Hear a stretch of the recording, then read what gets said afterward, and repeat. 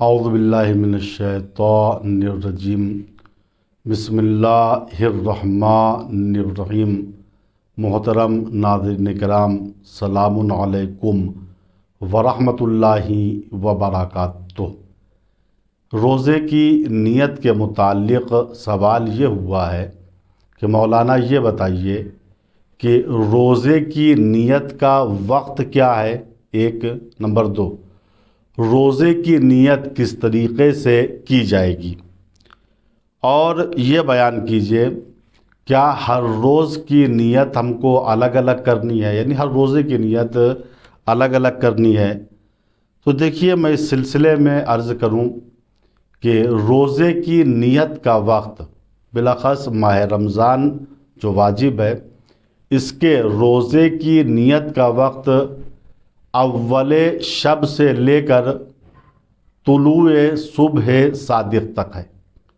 یعنی انسان نماز مغربین کے بعد آنے والے دن کے روزے کی نیت کر سکتا ہے۔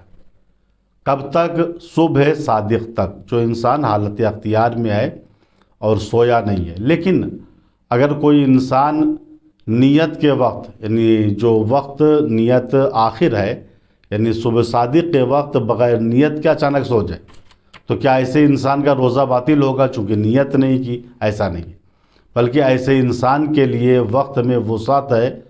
ظہر کی نماز سے پہلے اور اذان سے پہلے اس کی آنکھ اگر کھل جائے تو وہ فوراً روزے کی نیت کرے، اس انسان کا روزہ صحیح ہے۔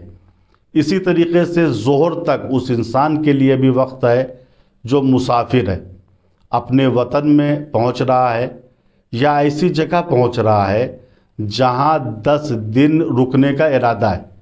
اس نے سفر کے موقع پر کوئی ایسی چیز استعمال نہیں کی جو روزے کو باطل کر دے، اور وہ ظہر سے پہلے اپنے وطن میں پہنچ گیا یا ایسی جگہ پہنچ گیا جہاں اس کو 10 دن رکنا ہے، تو اس کو چاہیے کہ وہ روزے کی نیت کرے۔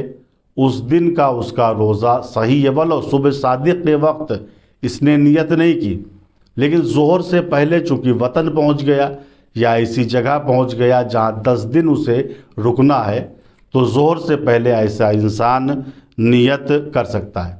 دیکھیے، نیت کا بہترین طریقہ یہ ہے کہ انسان جیسے ہی ماہ رمضان کی پہلی شب آئے، تمام روزوں کی نیت ایک ساتھ کر لے۔ مثلا ذہن میں یہ رہے کہ میں تمام ماہ رمضان کے روزوں کو رکھتا ہوں واجب قربتاً اللہ، یہ ایک طریقہ۔ اس کے بعد بہتر یہ ہے کہ ہر روز روزے کی نیت صبح صادق سے پہلے یا اس رات میں کر لے۔ یہ 1 مہینے کی جو اکٹھا اس نے نیت کی، اس کا فائدہ کیا ہے؟ اس کا فائدہ یہ ہے، اگر انسان آنے والے دن کے روزے کی نیت کو بھول جائے گا تو یہ اس نے جو 1 مہینے کی نیت کر رکھی ہے یہ اس کے لیے کافی ہوگی۔ اور ایک اہم مسئلہ یہ ہے کہ نیت کا زبان پہ لانا ضروری نہیں ہے۔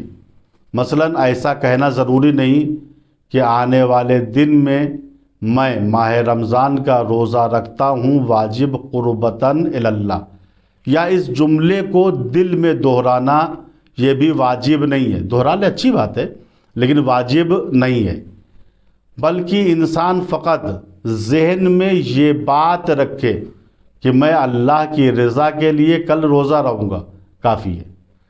اس کے بعد اہم مسئلہ ایک یہ ہے کہ نیت میں انسان اس بات کو مد نظر رکھے کہ صرف ماہ رمضان کے روزے کی نیت کرے، چونکہ ماہ رمضان میں غیر ماہ رمضان کا روزہ رکھا نہیں جا سکتا۔ مثلا انسان کے اوپر نذر کے روزے ہیں یا خود ماہ رمضان کے پچھلے قضا کے روزے ہیں، وہ چاہے پہلے ماہ رمضان میں ان روزوں کو رکھ لوں پھر ماہ رمضان کا روزہ شروع کروں، ایسا نہیں ہے۔ ماہ رمضان میں صرف ماہ رمضان ہی کی نیت ہو سکتی ہے اور وہی روزہ واقع ہوگا۔ والسلام علیکم ورحمۃ اللہ وبرکاتہ۔